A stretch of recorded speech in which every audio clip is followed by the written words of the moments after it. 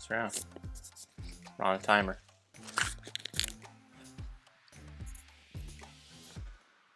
Okay.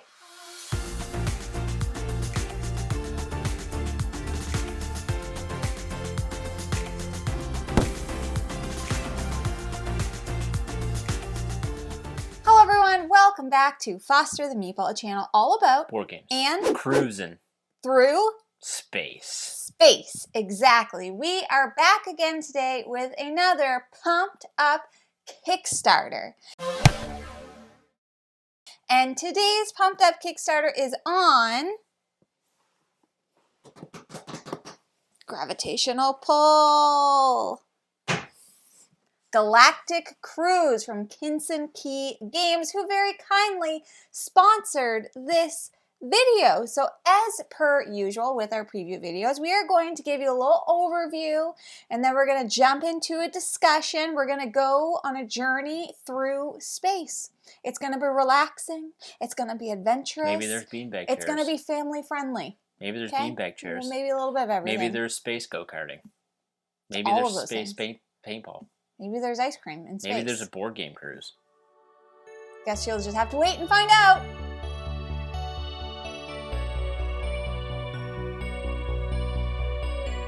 Hello and welcome to Galactic Cruise. Here we offer our guests something special, the comfort of a luxury cruise with the innovation of space travel.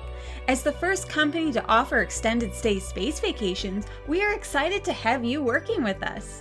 As a supervisor of this company, you'll be expected not only to build these shuttles and satisfy our guests, but also to help the company thrive by enhancing our company network, inventing new technologies, and growing our workforce. We are a united company, and you'll often find that what another supervisor does will make your job easier.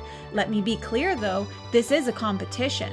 The supervisor who comes out on top will become CEO of the company. On your turn, you will either place a worker or take two actions in the ever-expanding network. Launch a shuttle and send one of your workers to space as a pilot, or recall all your Earthbound workers to collect funding bonuses.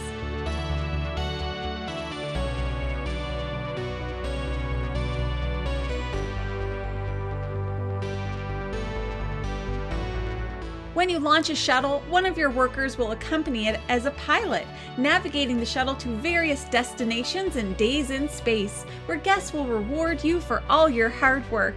Throughout the game, you will also be competing with your fellow supervisors to complete company goals, which will earn you progress cubes throughout the game.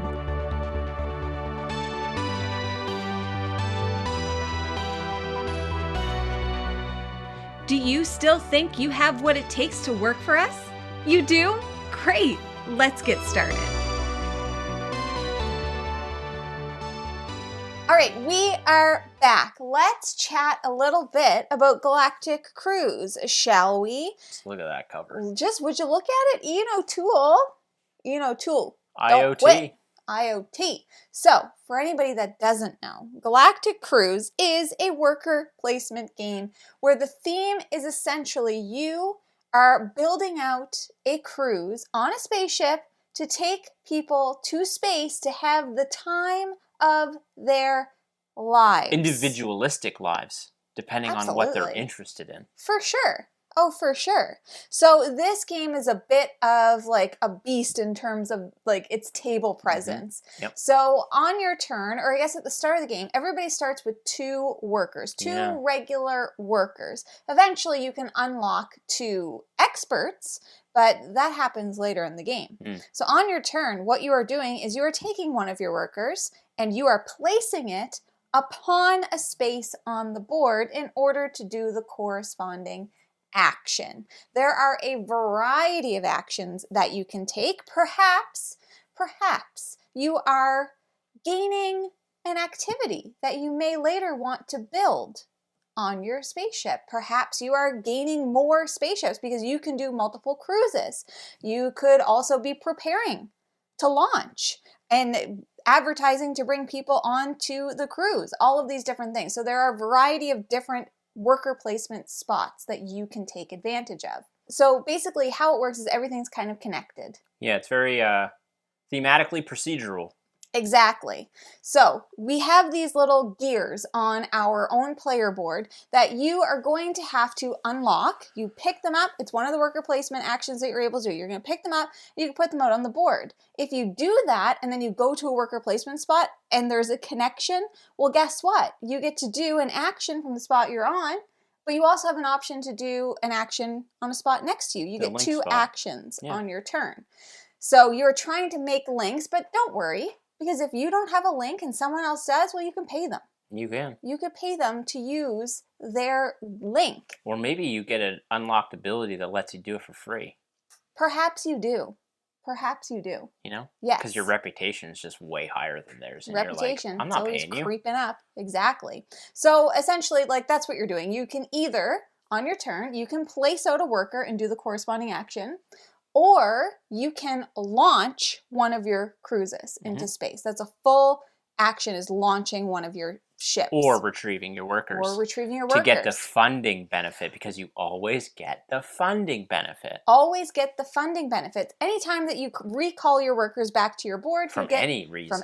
For any reason. If somebody bumps you off the board and they're funding, you always get it. Finish a cruise. If somebody asks a question, so you always get the funding. Finish a cruise and your pilot comes back. Funding. Exactly. And those funding things, you can get money, you can get victory points, you can get advertisements, you can get resources, because you need resources to send people into space. Oxygen. Fuel. Food. Boom. Easy. Obviously. So one of the actions, like I said, is launching your ship into space. Now, you are going to be, throughout your actions, building out your spaceship to have different activities that are going to be drawing or drawn to. There's going to be people who are drawn to those things. Some of them might be adventurous activities, like space carts. Some of them might be family activities, like an ice cream emporium. Yeah. Some might be relaxing activities, like a tanning deck. And there are 3 different kinds of guests that you can put out onto your ship. And you're doing that by recruiting them, essentially, or advertising to them. Yes. So you're going to gain more points if you have the corresponding correct type of people going on your cruise that matches those activities, because they're going to enjoy them more, right? So you're launching them into space and you are traveling to different planets. You might even be in outer space for a little while, because it's a cruise day. Okay, so you're just on the ship. Doing ship stuff. And you're going to gain corresponding benefits during those times as well.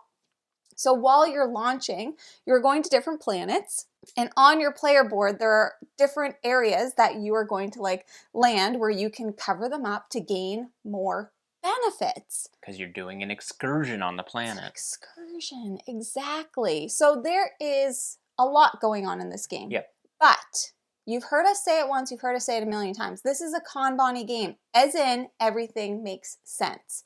Well, guess what? You need to get people to come onto your cruise in order to join your activities. You need to have a pilot be available in order to take your cruise for its flight. You need to build your ship. You need blueprints to build compartments, and then you build those compartments to house the people that you've advertised to. Exactly. You need to be able to feed people. Ships. You need to feed them. You need to feed your pilot. You need to feed the guests. You need to feed fuel. The ship You need fuel to go on longer cruises. You need oxygen for all the compartments that you build, because people need to breathe on a cruise. So it's not like you're just building a ship and sending it out to space, because it's not going to work. Exactly. You need to make sure that you're fully prepared, because also while you're in space and landing on the planets and going to these excursions, you need to have a collection of advertisements, because you still, just because they're on your ship doesn't mean that they're going to want to go to the excursions that you plan. So you need to be able to advertise them while you're in space, which is going to gain you more money, more victory points, more reputation, all of these different things. The game does not have a set amount of rounds, but essentially there are 3 scoring segments that happen in the game. So anytime that you launch a ship or achieve a kind of company goal, you get to put out one of your little cubies into this area that holds cubies. Okay, and each of those 3 sections holds a certain amount of cubes. Once that gets filled, you stop to do a scoring at the end of whenever it's somebody's turn. And you are basically just going to be gaining victory points based on how many cubes you have out, based on how many wings you have uncovered. I don't know if that's a technical term, but That's what we called it. Cubies? No, the wings. I It's think like a certain wings. symbol type. It's a symbol. And so you're going to be doing that 3 times. The game is going to end when the 3rd section is filled and scores. Yep. Okay? Then everybody is going to be able to do one final turn. And you can finally do one, if you have a ship out in space, you get to do one final excursion or open space thing. Final destination spot, basically. Yeah. Exactly. Yes. So the game itself, very crunchy.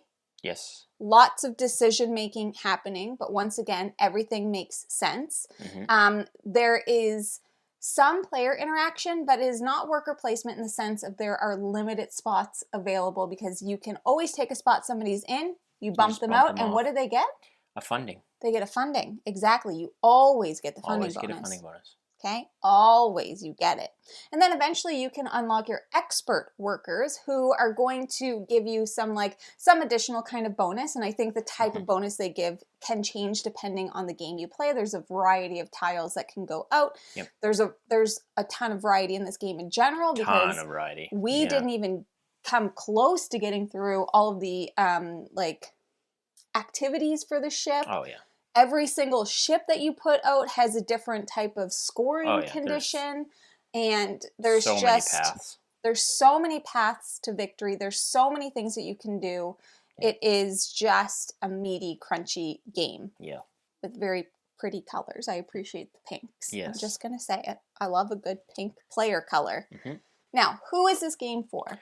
This game is for people that are fans of that procedural turn-taking where theme really, really, really matches mechanisms. Yeah.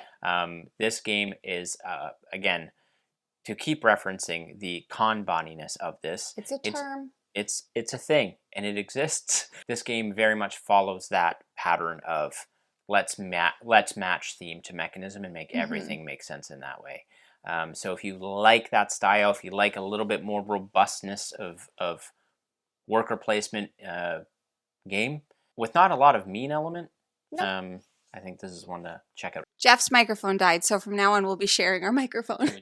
So basically, I think this game is for both people who love theme and who love mechanics. If you're a thinker or a themer, shout out to Thinker Themer. If you're either one of those, I think that this game is going to satiate both of those types of people. Agreed. Right? If you enjoy a good space game, if you enjoy something that is, the theme is space, but it's not a standard typical space game. Like you're not terraforming or anything. It's like a luxury cruise. Right. So if you're into cruises, this could be something that you might enjoy. You know what I'm saying? Now, who might it not be for? I'm going to say, if you are looking for a quick, lightweight game, if you enjoy abstract games, it's not really an abstract game. There is a lot of strategy that's going to go behind this. I would say, I don't think it's AP inducing. I didn't find myself, but it could be because it would induce to some people, I think. There's a pretty wide decision-making space. It's one of those games that always, you're always doing something, you're always getting something. Yeah. So, yeah, I don't think it ingests as much of that. Every turn needs to be optimized because there's always something to do and you're always getting stuff happening. Yeah. So that is a little bit about Galactic Cruise. And if it sounds like the type of game you might be interested in, there's a few things that we recommend.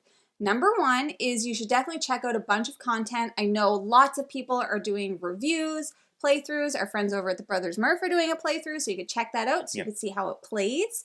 So always do your research on that. You could check out the Kickstarter page. Everything is going to be linked in the description below for you. But that is a little bit more about Galactic Cruise. If you are interested in buying board games, but not this one quite yet, maybe someday, but other board games, you should first start by checking your friendly local gaming store. And for us, that is the Boardroom Game Cafe. Heck yeah, it is. Do you like snacks? I do. Where do people get snacks? Munch Pack. Munch Pack. There's a snack bar on the Galactic Cruise. Perhaps the snacks are provided by Munch Pack. Maybe. We don't know. We haven't personally been on the cruise ourselves. Not yet. Maybe someday. If you like what you see, please subscribe. We hope to see you again soon. And now we say goodbye. Goodbye! There it is.